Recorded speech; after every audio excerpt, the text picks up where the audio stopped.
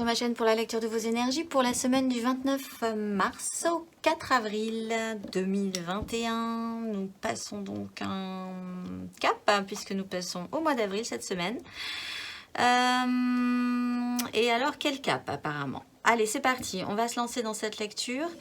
On va commencer par l'énergie générale, ambiante, dont nous ne serons évidemment pas forcément responsables, mais dans laquelle nous allons devoir baigner quand même un petit peu cette semaine, et qui a l'air assez particulière. Alors, nous allons plus ou moins la ressentir fortement. Il y en a qui vont qui ça va passer totalement à l'aise, hein, je pense. Et d'autres chez qui ça va être un tout petit peu plus compliqué cependant. Nous commençons donc avec cette énergie ambiante de la 2 d'épée.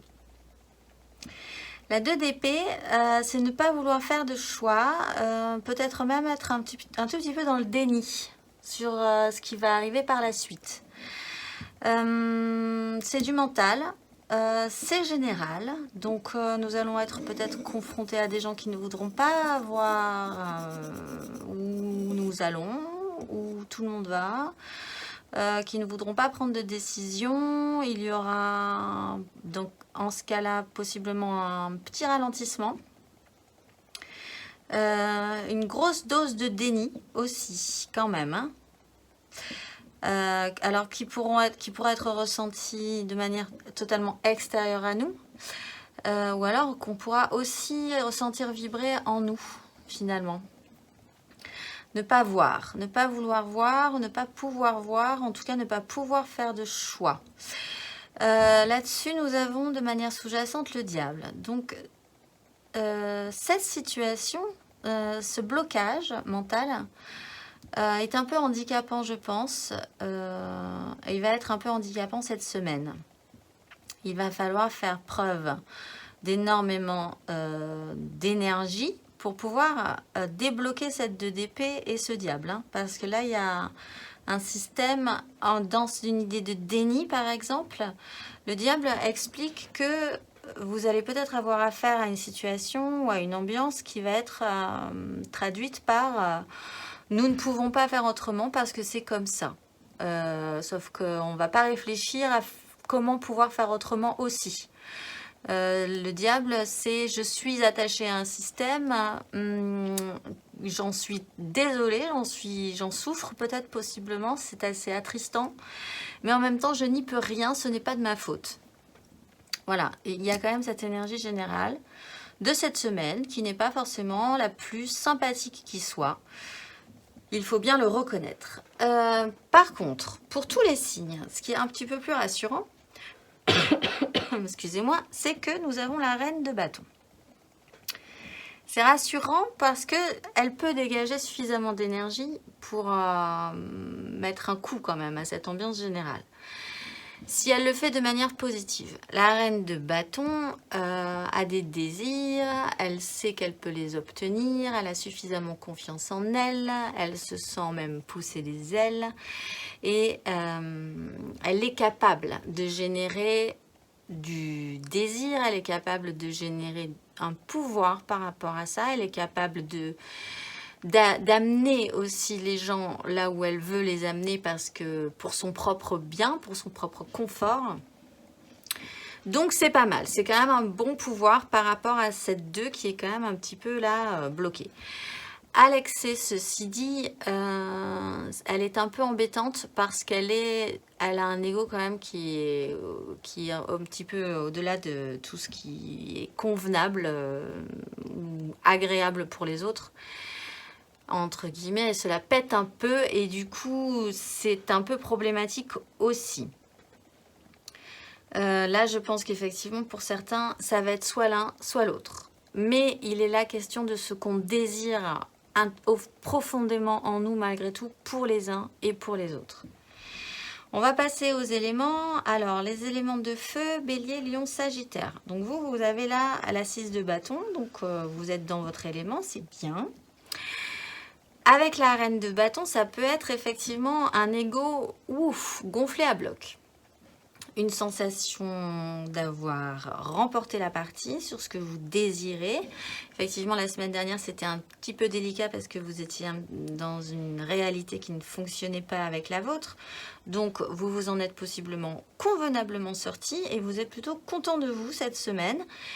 Et vous vous reposez un petit peu sur vos lauriers sur cette victoire pour certains, ce qui pourrait amener un ego très très très très haut.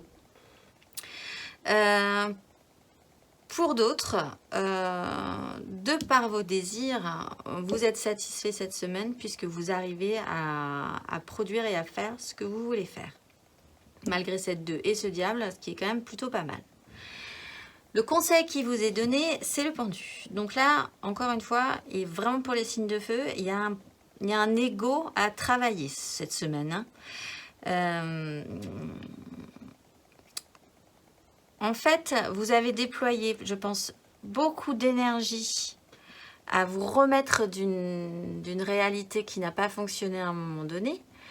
Et en fait, vous montez un tout petit peu au-delà de ce que vous devriez atteindre au niveau de récupération d'ego.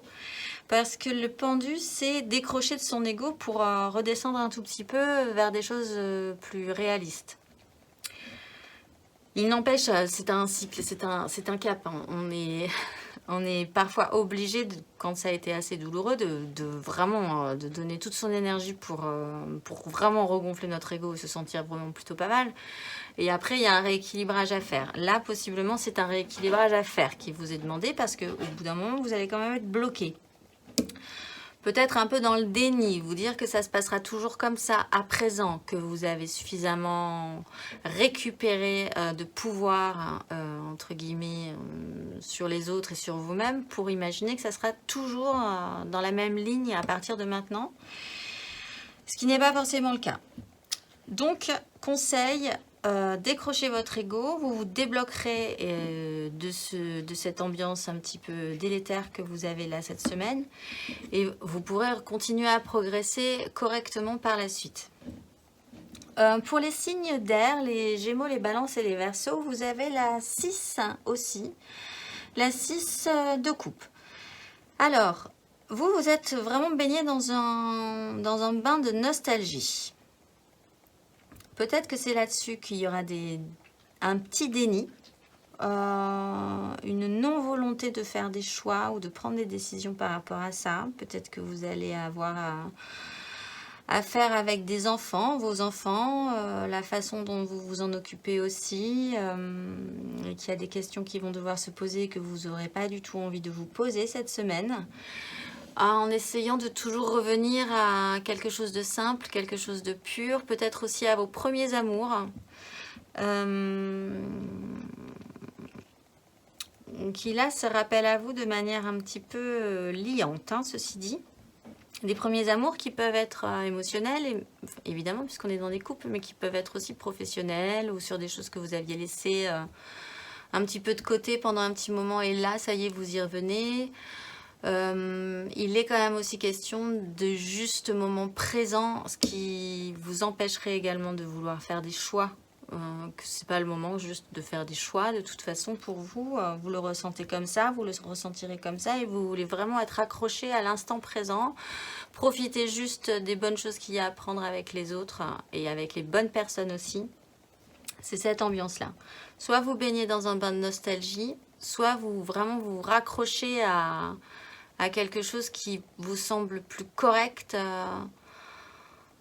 aujourd'hui, qui est prendre l'instant présent comme tel et essayer d'en tirer toute sa substantifique moelle pour tenir ce que vous avez à tenir.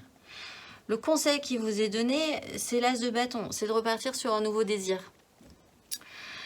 Donc, bizarrement, effectivement, là aussi, il y a un problème de déni. Il va falloir repartir sur autre chose. Bon, alors, c'est une démarche au long cours, puisque c'est un as de bâton. Ça serait bien de le faire naître en vous, ce nouveau désir, de quelque chose de neuf, qui vous allumerait aussi, là, et qui vous donnerait même envie de vous lever le matin, vraiment pour de vrai. Libre à vous de l'allumer, libre à vous de l'entretenir, libre à vous de le réceptionner, parce que là, vous ne voudrez peut-être pas le réceptionner. Parce qu'après, si vous ne l'entretenez pas, si vous ne le réceptionnez pas, il va s'éteindre et voilà. Et après, c'est un as de bâton, il faut l'amener plus loin. Hein. Si vous ne l'emmenez pas plus loin, il restera là et puis la vie continuera sur une autre trajectoire.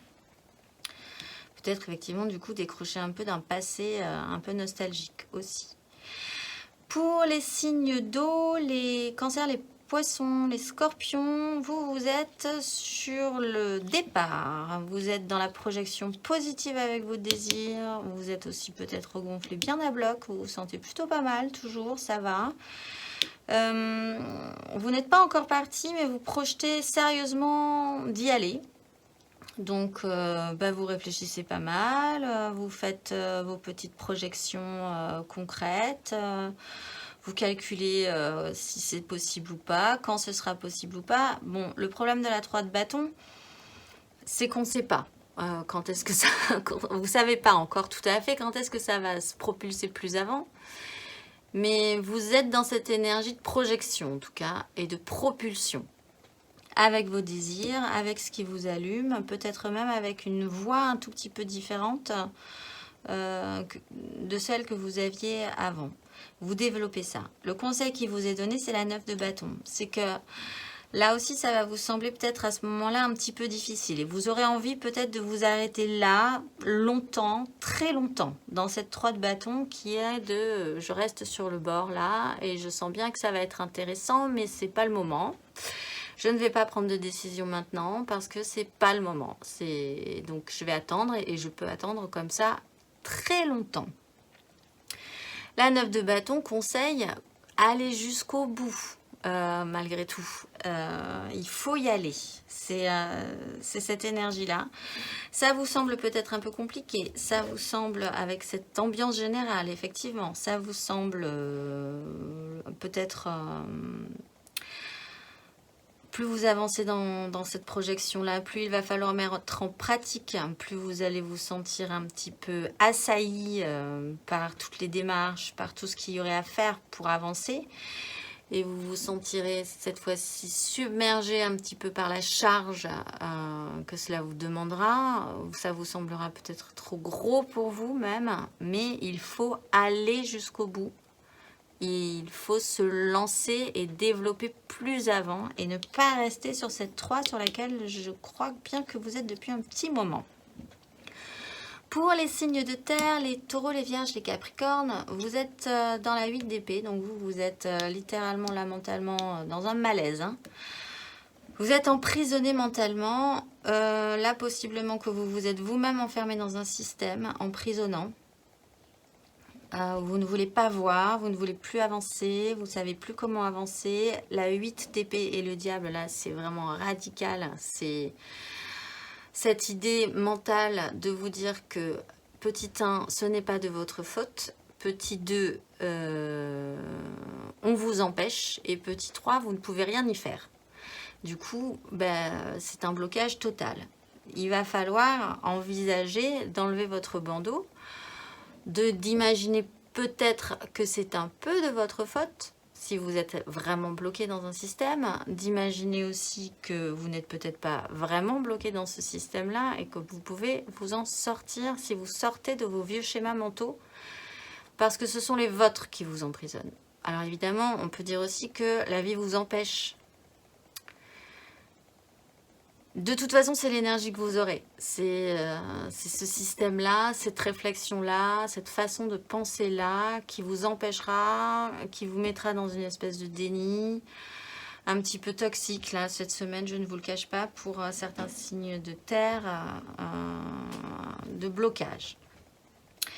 Le conseil qui vous est donné, c'est la 5 d'épée. Alors, la 5 d'épée, c'est vraiment de mettre un bazar dans votre système mental. C'est de mettre le chaos. Enclencher le chaos. Il va falloir réactiver un système de pensée. Du coup, ça va créer des conflits internes à vous, externes possiblement, puisque ça va mettre aussi le bazar dans votre vie, dans votre façon de penser, dans votre façon de vous exprimer sur certaines choses, peut-être sur des vieux schémas que vous aviez et qui vous ont guidé pendant un petit moment et qu'il va falloir mettre au goût du jour, faire une mise à jour par rapport à ça. Donc conseil, et c'est là que ça risque d'être compliqué, effectivement, c'est de faire valoir, de vous ressentir suffisamment puissant pour pouvoir obtenir ce que vous voulez. Imaginez que vous pouvez vous sortir de ces vieux schémas mentaux emprisonnants aussi. Et de ce fait, faire entendre votre voix, rentrer dans la bagarre et faire bouger les lignes. Faire bouger les lignes avec les autres, quitte à être parfois un tout petit peu blessant, c'est un conseil. Peut-être que c'est nécessaire pour certains d'entre vous d'aller piquer là où ça fait mal, mais aussi d'aller piquer là où ça fait mal en vous, chez vous, pour pouvoir vous débloquer, pour pouvoir enlever ce bandeau et voir que vous pouvez largement sortir de cette situation qui n'est là que mentale et qui est là, à mon avis, un peu toxique pour vous. Voilà. Voilà. Allez, on va aller... les taureaux, les signes de terre, je ne sais pas pourquoi j'ai les taureaux, peut-être ça parlera à beaucoup de taureaux. Mais les signes de terre, c'est vrai que vous êtes dans une pénibilité. Hein. Vous essayez de vous débattre coûte que coûte face à des situations qui sont pénibles pour vous. Vous êtes toujours vaillant malgré tout. Donc, il ne faut pas lâcher l'affaire. Le conseil pour tout le monde, c'est la roue de fortune.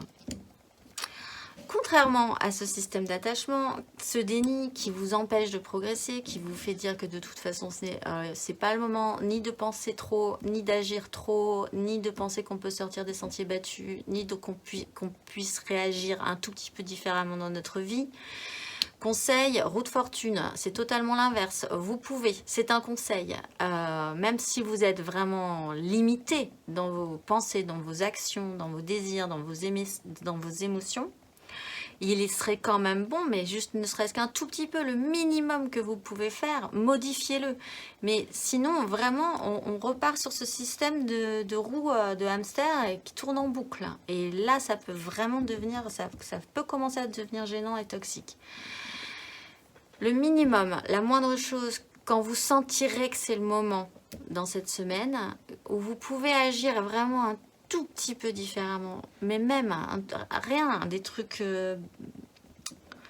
anodins même, ben vous aurez quand même l'impression du coup d'avoir une action sur votre vie, et c'est un peu comme le battement d'aile d'un papillon qui peut générer quand même une puissante énergie un petit peu plus loin. C'est ça. Et il faut le sentir, il faut le savoir, et il faut être réceptif à ça, parce que sinon, on va rester bloqué longtemps là-dedans. D'ailleurs, en énergie majeure, nous avons l'impératrice. Donc, toujours pareil, c'est le message général depuis un petit moment. Dégager suffisamment d'énergie avec cette reine de bâton, c'est quand même bien, parce qu'on l'a tous au fond de nous, cette reine de bâton. Cette semaine en plus, et on est capable, on pourrait vraiment déployer ensemble suffisamment d'énergie, de chaleur aussi, parce qu'on peut avoir une énergie négative, mais là, ce serait bien d'avoir une énergie positive pour faire germer la vie. C'est le printemps, c'est le moment, il faut faire germer des graines, quoi. Alors, on en a tous des graines qui nous sont propres et qu'on veut faire germer dans différents domaines de notre vie. C'est le moment. Créons de la chaleur, créons cette énergie positive et soyons capables d'actionner cette roue différemment, ne serait-ce que vraiment de 2 ou 3 mm. C'est pas grave, c'est déjà une modification qui pourrait après avoir une énergie beaucoup plus forte finalement pour la suite. Le conseil de le petit oracle de la mission de vie cette semaine, c'est maintiens une énergie positive. Ce n'est pas le moment de te laisser tirer vers le bas par la négativité ambiante. Et là, franchement, on est dedans. Veille à maintenir des pensées positives au quotidien afin de garder le cap. D'ailleurs, en dos de deck, nous avons le cavalier d'épée qui rue un peu dans les brancards. Parce que pour certains, il y aura quand même un ego très fort. Il y aura une question d'ego, je pense, pour tout le monde. C'est peut-être là-dessus qu'il va falloir agir aussi. Repositionner notre ego. le remettre, voilà, le repositionner un tout petit peu différemment, l'envisager un tout petit peu différemment pour pouvoir vraiment être positivement actif. Il y a malgré tout cette envie qui presse, cette action du mouvement mental, même si pour les signes de terre, vous n'avez vraiment pas l'impression. Nous avons la 3 de bâton et après on a l'impératrice. Donc c'est bien aussi. Et ici nous avons le chariot. On actionne le chariot de vie avec nos petits désirs qu'on a envie d'amener plus loin. Pour les signes d'air, pensez-y. Et même si ça va nous demander du temps, il faut quand même être appliqué dans cette évolution. Il faut s'appliquer dans cette évolution-là. Voilà, c'est ça aussi. En dos de deck aussi, des conseils, nous avons le roi de denier. Pour transformer le plomb en or, il y a quand même quelque chose de palpable à la fin de cette histoire-là. Et en dos de deck, ici, nous avons la papesse. Alors là, on a l'impératrice en dos de deck. La papesse, c'est vraiment cette force et cette chaleur et cette puissance. Il va falloir vraiment la trouver à l'intérieur de nous. Parce que cette énergie-là que nous avons là peut vraiment être radiante et avoir un pouvoir. Effectivement. Voilà. Et bien écoutez, je nous souhaite une excellente semaine pour bien gérer cette énergie ambiante. Pensez-y quand même à cette 2 d'épée et à ce diable de temps en temps. Et surtout à cette roue de fortune et à cette impératrice. Et je vous dis à la semaine prochaine.